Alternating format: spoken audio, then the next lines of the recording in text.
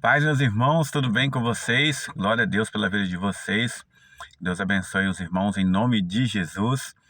Irmãos, vamos meditar em Mateus capítulo 7, versículo 15. Jesus manda a gente nos guardar, acautelai-vos dos falsos profetas.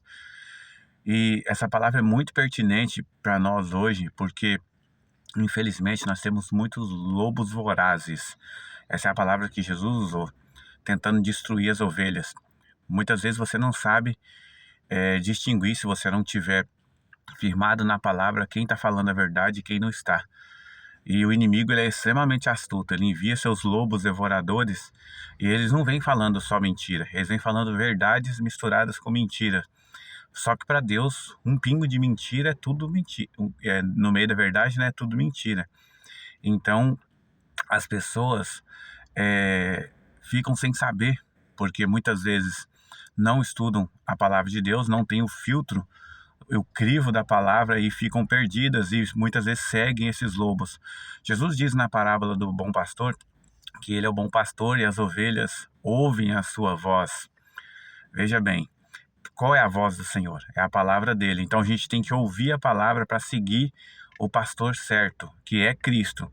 Os outros pastores que estão aqui na terra, eles são pessoas, pastores que Deus designou para cuidar do seu rebanho e que Deus vai cobrar esse rebanho desses pastores.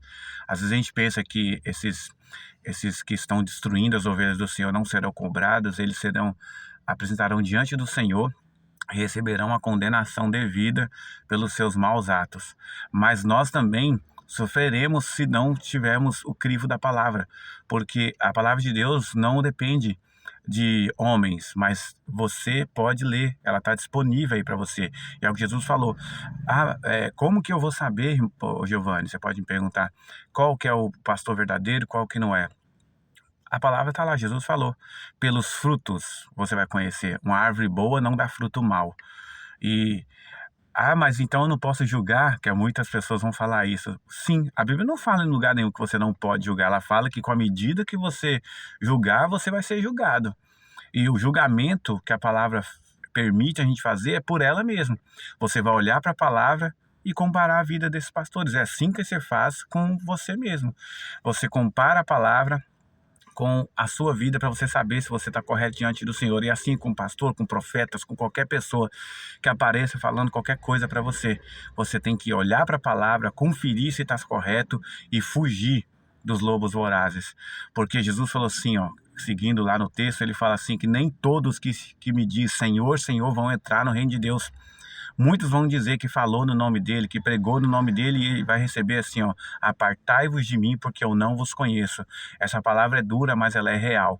E no mundo de hoje, onde o inimigo levantou várias pessoas transformadas em anjos, mas são ministros de Satanás, e são palavras de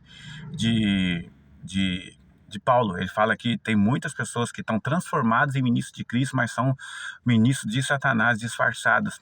Ele só mudou a figura de linguagem, a mesma que Jesus está falando aqui, ovelhas transformadas em lobos, porque estão aí fingindo que são servos de Deus e enganando a muitos. Tanto eles vão receber pelas obras, quanto quem está sendo enganado. Porque a gente tende a ficar com dó de quem está sendo enganado. Mas é porque ele não sabia, irmão. A palavra está para todos. Todos podem ler. Mas às vezes a palavra certa é essa. É duro, mas eu vou falar. A gente tem preguiça de estudar. A gente prefere amar as coisas do mundo, ou não seguir as coisas de Deus de verdade, pensando que não tem problema isso, não tem problema aquilo outro. Irmão, se a palavra de Deus não permite, não pode. É simples assim. Não tem meio termo. E às vezes a gente vai sendo negligente, vai sendo enganado e depois nós vamos prestar conta diante do Senhor.